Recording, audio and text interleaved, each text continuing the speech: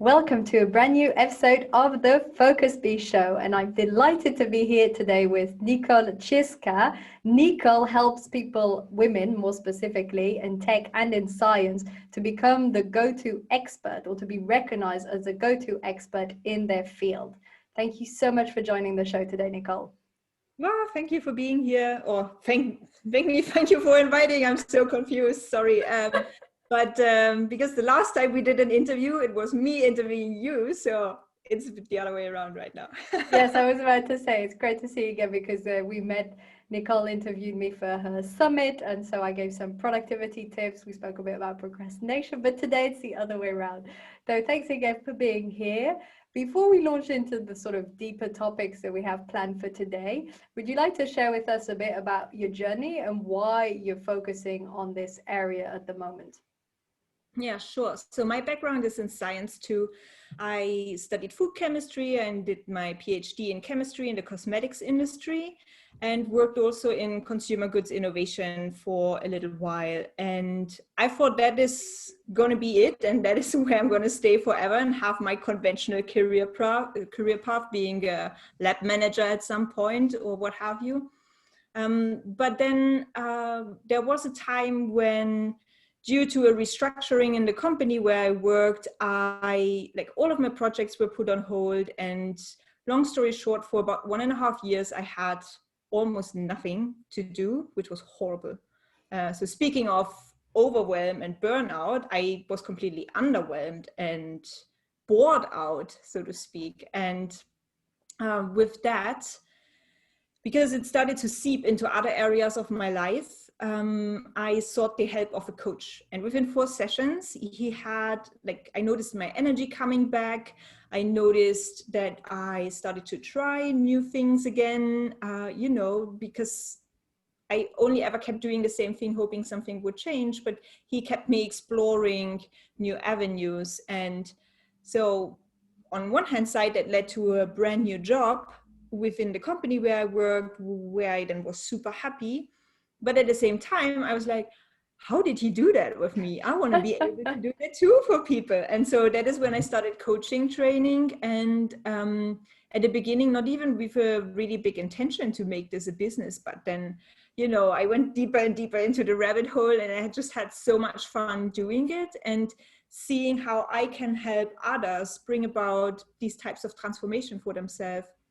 I just really, really love doing that. And so that is why I started building my coaching practice as well. And why did I choose working with women in STEM specifically? Because I can relate so much to the struggles that they have, because it's kind of the same thing that I was going through, and sometimes to face those same roadblocks. So we're really kind of like on the journey together. But and plus I really like how once they committed to themselves or whatever, they're just willing to do anything, willing to go outside the comfort zone, willing to do the work. And that is what brings about those great results. And I just love to see that. Amazing. And we have a lot in common in terms of having a sort of tech background and also now working in coaching. I feel that these two are really well aligned because the analytical skills of an engineering background or a tech background can really help with the coaching. So it's nice to see we're both using it slightly in different fields, but still within coaching. One of the things that I know that some women struggle with in general, but also in science and tech, can be with being assertive and sort of standing up for themselves. And it can also be linked to confidence. Can you tell us a bit more about this, Nicole, and how you help people to solve this? Yeah, so this is often, everybody knows the feeling probably when you're in a meeting and then you leave it later and it's like, oh, I should have said something, or I should have asked a question, or at some point you even start getting feedback from your colleagues or from your managers, like, could you maybe speak up a little bit more? Or if you have something to say, why don't you share it? And then when I dig deeper with that, with my clients, to just really see like what specifically is it that stops them from speaking up, I guess there's 2 things. One is sometimes having introvert tendencies or being more on the analytical side of our brains, also growing up with this, we are an expert and we must know the right answer. And oftentimes the right answer is not known until after substantial research. So there's really this point or this hesitancy about just giving just some statements on the fly, or even, you know, thinking super quickly and having to digest a whole lot of information, and then also in your head formulating the point and then being quick enough to raise your hand. So it's just so much going on. So that is one thing. And the other thing is that my clients, sometimes they don't even believe in themselves, you know. It's like, so there's all this, I mean, the criticism that might as well come from someone else, but they're like preempting all of that and giving it to themselves. And then, yeah, just get caught up in this whole, like, yeah, but what if they think I'm stupid? Yeah, but what if I say the wrong thing? But what if my idea isn't good enough yet? And then they're so busy thinking about that they forget to, you know, maybe I can just ask a question here. Yeah. Amazing. How do you help people to deal with this? I keep saying people, but obviously in your case it's women to deal with this lack of self-belief, because we all have it in different moments. How do you help them overcome it so they can actually stand up for themselves? Yeah. So there's really different ways how we can go about it. So the much deeper coaching work is really about uncovering this kind of little immune system and those hidden beliefs and assumptions that keep us in that place. And there we often have to do quite a bit of digging to come to those underlying beliefs. But obviously then there are also other more surface level but still very effective things that we can do, and much has to do with preparation, where you just simply have to know what you think about something. Yeah, so that is knowing and formulating for yourself regularly, okay, my opinion on a certain topic is X, and I think that because, so that it's not really so much about, you know, confidence or not wanting to, or feeling too shy or something like that, but it's more like building the conviction and believing your own thoughts and your own statements. Yeah, and you can still put a caveat on it and still go forward and still say it. So one of my super favorite role models, although she's more on the relationship side, is Assertive. And she always in her talks, she comes across super confident and everything. And I once watched a YouTube video with her where she also, again, she gave a talk and she's like, you know, and then she wanted to engage the audience and nobody really dared to ask a question. And then she said to them, you know, I can stand here and sounding very confident, but I'm very willing to change my mind tomorrow when I have new information coming up or new insights coming up. And that for me was such a revelation. And it's okay to speak with conviction and to stand by your opinion and change it when new information or data comes to light. I love this because it's basically having that conviction, but still being open-minded enough that if other information comes your way, you're willing to change opinion. So it's that fine line of being confident, but not stubborn about it. And that's really nice. And in terms of self-belief, I love what you said about the digging. That's a big part of coaching. I always say being a coach is like being a detective. There's a lot of digging and analyzing and going through. How do you manage to deal with some beliefs that are maybe already at a very sort of subconscious level? Because when we're aware of them, it's easier, but when they're more subconscious, they're harder to deal with. So how do you help clients sort of overcome these beliefs or change these beliefs when they're sort of deeply ingrained? Yeah, and it is so hard, and some of them we might not get rid of ever, but then just being aware of them is really the first step. So we know it's like, hello, this one again, and then we can, you know, still choose. We can, I mean, despite having this belief and feeling uncomfortable or inferior or inadequate or whatever, we can still then choose to act and behave in a different way. But I still find value in testing it. So often those beliefs, they are like kind of like representations of how we think the world works. And then we can use our scientific mind again and saying, okay, what about, instead of taking this as the truth with a capital T, rather using this as a hypothesis that we need to test. And so we're going to design those little experiments. Sometimes experiments look like, okay, can you find examples like other people in your life who don't believe this, or for who the world works differently in that respect? Or we could even make little experiments for where the people start doing things. For example, if my belief is that when I share an idea in a meeting that is not completely thought through, then people will think I'm stupid and they will look at me with like, you know, like, what did she just say? And so the experiment would be, okay, let's pick a safe meeting, maybe a team meeting, rather the presentation to the board, where you can test this assumption. So I want you on purpose to share a half-baked idea and then see what the reaction is. And then this is with those new experiences, you can then either confirm your hypothesis or you can disconfirm it, you know, you disprove it. And then slowly, slowly, with all of this evidence to the contrary, it's not so rigid and all-encompassing anymore, but it starts to get a bit looser. Wonderfully put. It's such a lovely explanation of beliefs and how we tend to think that our beliefs are the truth. And as soon as we realize they're a hypothesis and we think, well, is that true?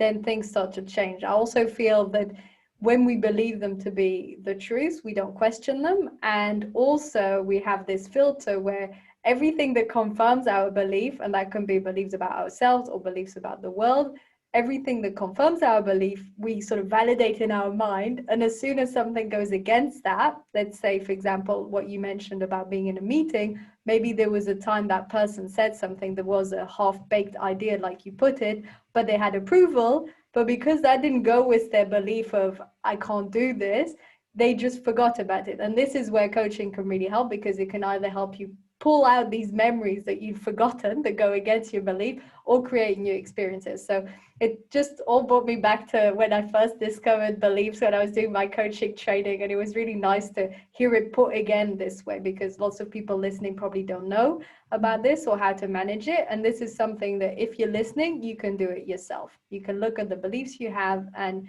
question them, test in the past or test in the future. Really nice. In terms of the way people deal with, you know, managerial positions or being an expert or in a higher position, how do you think it's best to approach this? So how can women enter leadership positions with, again, this confidence, with being assertive, and not have maybe imposter syndrome or too much self-doubt? Or when people step out of their comfort zone, it can be quite a big leap. So how do you help people to do that? So just do it. As Nike would put it. And it might sound a little bit oversimplified, but I must say, I honestly have a bit of a pet peeve with this.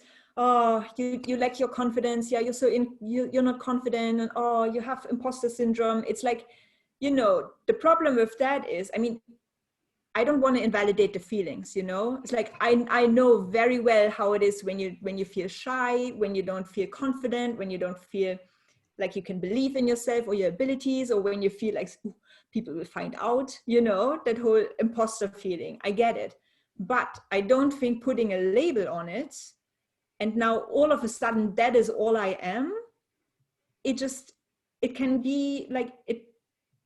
Well, I come to think now that this is sometimes women in STEM, or just anyone who goes by those labels, sometimes uses this as an excuse to not do the things that make us feel uncomfortable. You know, because if we can't wear that label, then it is back on us. You know, we can't hide behind anything anymore, and we don't have a reason anymore for why we're not taking action. But the reason we're not taking action is we don't want to feel uncomfortable, and uncomfortable is we don't want to feel inferior, we don't want to feel shame, we don't want to feel anxiety, maybe we don't want to have this, like, you know, when you really stretch yourself. And it's so, and that is just something that I notice with my clients over and over again, is that when we start out, they feel like, yeah, I haven't been put on a talent track yet, or nobody, you know, comes to me and offers me another position, or nobody wants to promote me or, you know, sponsor me on that track and so on. And then, you know, when I ask the question, okay, have you asked? Have you applied? Have you like showed your interest? Not really. And then as soon as we start working together and those opportunities come up to raise their hand, or even if it's just, you know, starting applying internally to other positions and informing your own manager saying, hey, FYI, I just really want to grow and develop further, and that is why I applied to this position. All of a sudden, people turn around, ooh, yeah, before you leave to the other department, let's just see what we can do for you, you know. But you have to kind of like, you have to make the first step. It's with everything in life. You have to make the first step yourself. And sometimes this is just, you know, it's like holding space for feeling uncomfortable and doing it anyway. I love what you said about holding space for being uncomfortable. I think this is something that's so important, because then instead of trying to ignore it, instead of finding distractions to do something else, we're actually pausing. I notice this is uncomfortable for me. I hold the space, like you just said, but I'll do it anyway, right? And like you said, doing the first step, being proactive, it's essential. Anyone that's gotten anywhere or has anything in life, they've done this. People, it's not just luck. It hasn't fallen from the sky. They weren't born under a lucky star. It wasn't their parents or their connections. Maybe up to a point, but maybe once they wrote to their connections and did something about it. So the proactive part comes up over and over again, and it's such a essential thing. And I think I just quickly like to mention this here, because I feel very strongly about the proactive part. I wouldn't be where I am now if I hadn't taken action and gone to this coaching course. And I remember the time I was reading an article on the importance of taking action. And at the same time, in another tab, I had, you know, a free 2-day coaching event. And literally taking that action, probably one of the first times in my life I was consciously proactive and doing something slightly out of my comfort zone, that changed my life. So take action. You know, if you're listening to this and you think it's a sign for you to take an action in a certain direction, do it. Apply to that job. Do something that's uncomfortable, but that feels aligned and feels right for you. I just wanted to go there. I'd like to change. Go on. Because people say, yeah, but how did you know it was the right thing to do? You don't know, and you don't have to know, and you will only know like years or decades later, but you will never find out. You know, this clarity comes only from doing things. You can't think your way to clarity. You know, it's even in science, in engineering, like there's only so much you can do on paper. At some point you have to go into the lab or into the field and test whatever you cooked up. And so it's the same thing. So yeah, just, and if like taking huge steps is a bit too daunting, just take little ones and run little experiments to see what's happening. Absolutely. You'll never know if it's the right step, but at least when you try, then you can test. In my case, with the example of the coaching, I could have done the 2-day workshop and thought, coaching's not really my thing, whatever. You learn something, you move on. But then in this case, I obviously did, and then I joined the training, etc., etc. Anyway, I'd like to change briefly topics. I know we're both into productivity, and I know specifically, Nicole, you said that you really love planning. Now, up until now, I don't think I've had a single episode where we discuss planning, so it's all yours. Tell us a bit why you're interested in planning, and what is it specifically that helps you in your day-to-day life, and maybe also your clients with planning. Yeah. So for one thing, it helps me doing the things that matter, whether I feel like doing it or not. Because I know I have a plan, and I know I put some thought into that. And so when the time comes for doing whatever makes me feel uncomfortable, then okay, but it's in the plan, you know? So I stop arguing with myself as well. And planning is also, I don't know, I just really I like to have agency over where I'm going and what's happening in my life. And to always having a bit of, obviously for a different level of granularity, but a 6 to 12 months line of sight, knowing where do I want to be 6 months from now, and then breaking it down into quarterly, monthly actions, even weekly. So I know like what's important, what needs to get done by when, and then even then also distributing that over a week or over the day. And that also gives me So first of all, it gives me the opportunity to get things done early and have it squared away. And then, you know, my brain is flooded with dopamine because everything is ticked off. Or if I have a low energy week, I also know, okay, and if I only do this one thing this week, I'm still on track, you know, because I had this plan and I'm not leaving everything to the last minute. And I've put in enough buffer weeks, so to speak, for in case something goes wrong, and so on and so on. So I don't know, it just makes my life much more easy. And I notice, you know, very quickly what happens when I let loose of my calendar and I let other people take over, and then it's just a mess. And I'm just like, what am I doing here? Something needs to change. Wonderful. This is also a way of being proactive versus reactive, because obviously when you let people fill in your calendar, that's a form of reactivity. You're waiting for people to tell you how to spend your time, but you're anticipating ahead of time, and therefore you're being proactive. This is such a nice approach. I also feel this way, but I have an impression that you're end to start planner. So do you know what that means? You focus first on the end and you work backwards. Whereas I'm a start to end. So I start and I think, where's this going? And then I sort of create a plan and I adjust it. I've obviously incorporated a lot of end to start because we learn this in coaching. But it's interesting that there are two different types of planners, the start to end and the end to start. And in terms of how you actually break it down into sort of quarterly and then weekly, how do you establish which ones are priority, and how do you establish which tasks to do? Because you can have a 6 months goal, but it can be difficult to find out what steps you need to do to make that 6 months goal happen. Mm-hmm. Okay, so for example, if my 6 months goal, and I'm just taking this, I mean, your audience is mainly entrepreneurs, so maybe they can relate to what I'm saying here. So if I look at my own coaching practice, then my 6 months goal is maybe make X amount of profit and have, you know, X amount of people in my universe, whatever that might look like. And then I think about, okay, if this is my like top level goal for the next 6 months, then I look at what are the free, not more, what are the free pathways or mid-level goals that I have to achieve in order to get to this 6 months goal. So what are the things that really directly pay into this? And those mid-level goals are then things like, okay, how do I build my audience? And then, okay, for those people who are already in my audience, how do I continue to provide value to them and keep them engaged and keep in touch?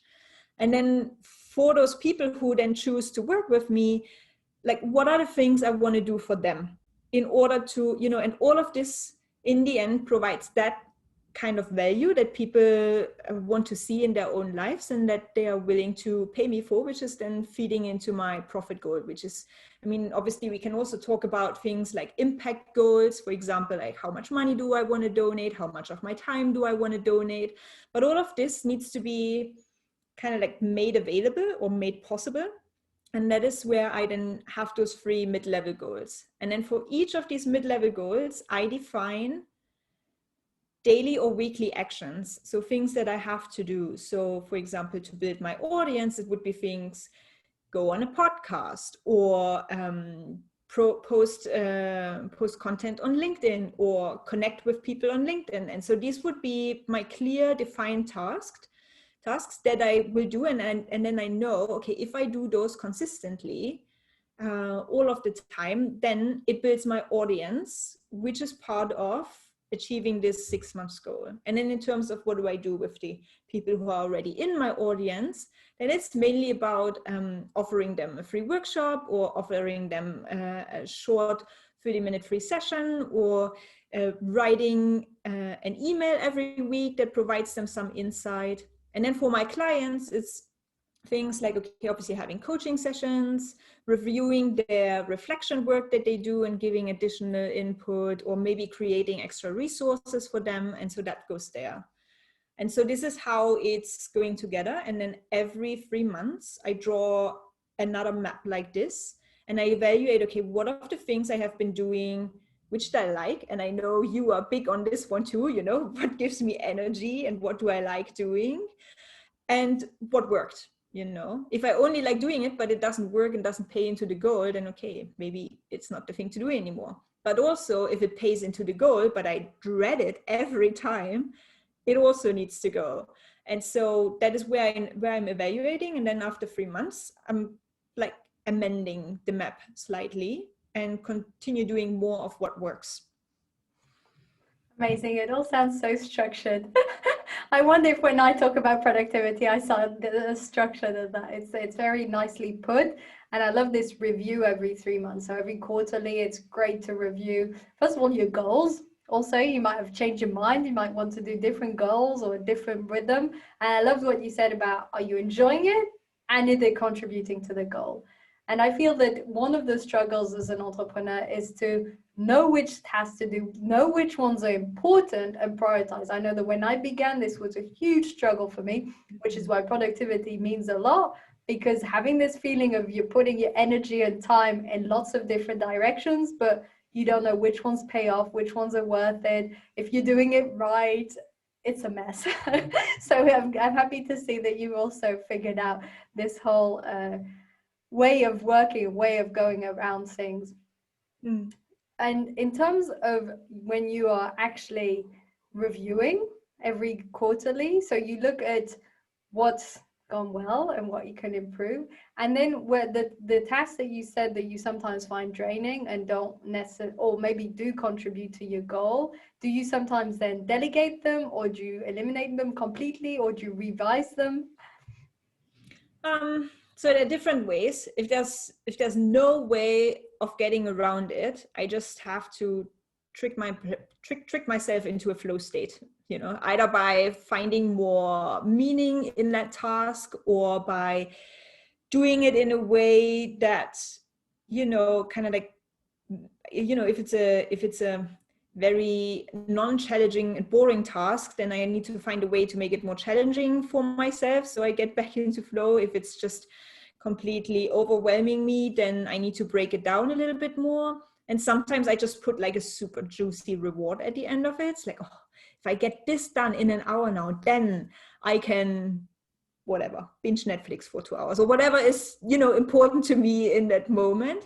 So I just have to talk myself into it, kind of. And we can do this, you know. It's like we can trick our brains into liking something. And but yes, I'm getting very, very strict with just cutting things out. It's like less, and really it's like getting closer to the true 20% that I enjoy doing and that make a meaningful contribution to what I'm trying to achieve. But yeah, obviously sometimes things need to get done, and then I will find a way, okay, what is a good way to outsource it? Yes, tricking yourself into doing things you don't want to do, tricking yourself into flow state. I love this. I could totally see myself doing this too. And I really like the different information you gave us to how we can trick ourselves, make it more challenging, give ourselves a reward. There's so many ways to actually just make it happen, and adding the meaning. That was also a huge part that you mentioned. This was lovely. The time has just flown by. I can't believe the episode's already over. Thank you so much, Nicole, for your time. Thank you for joining the show today. And yeah, thank you so much for being here. Thanks for having me.